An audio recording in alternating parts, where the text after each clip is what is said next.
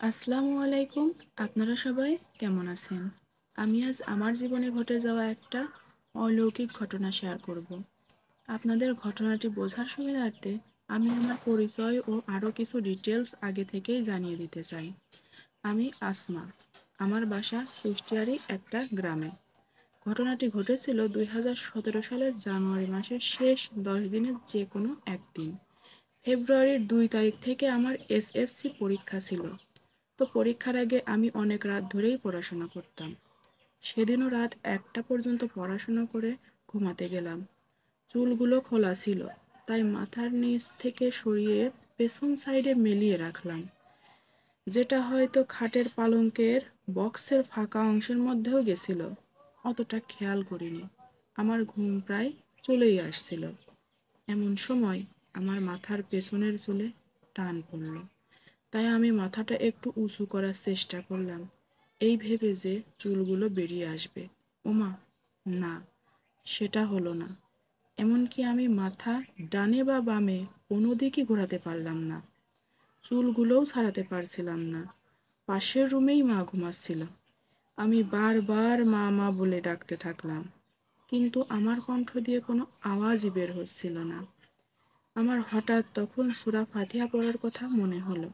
আমি সূরা ফাতিহা পড়ে শেষ করলাম, তবুও চুল ছাড়ল না। শেষে আমার সূরা ফালাক ও নাস পড়ার কথা মনে হলো। আম্মু প্রায়ই বলতো, কোনো খারাপ পরিস্থিতিতে পড়লে এইগুলো পড়বি, মানে অশরীরী কোনো এরকম খারাপ পরিস্থিতি হলে। আমি সূরা ফালাক পড়তে শুরু করলাম। সূরা ফালাকের দ্বিতীয় আয়াত পড়ে তৃতীয় আয়াত পড়তে যাব, এমন সময় আমার চুলের টান লাগা ছেড়ে গেল। আমার মুখ দিয়েও কথা বেরোলো।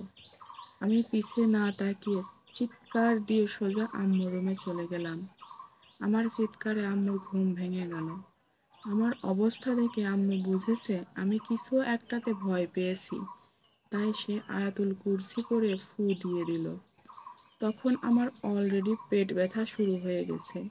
মা ফু দেওয়ার পর 1 গ্লাস পানিতে আয়াতুল কুরসি ও দোয়া ইউনুস পড়ে ফু দিয়ে আমাকে খেতে দিল। 5 মিনিট পর থেকেই পেট ব্যথা কমতে থাকলো। তারপর মাকে সব কিছু বললাম, আর মায়ের সাথেই শুয়ে থাকলাম। সেই রাতে আর ঘুম হলো না। তো আপনাদের সাথেও যদি কখনো এমনটা হয়, তাহলে সূরা ফালাক ও সূরা নাস পড়ে অবশ্যই বুকে ফু নেবেন, অথবা পড়লেও হবে। আর যদি অলরেডি ভয় পেয়ে থাকেন, তাহলে আয়াতুল কুরসি ও দোয়া ইউনুস পড়ে বুকে ফু নেবেন, অথবা পানিতে ফু দিয়ে সেটা পান করবেন।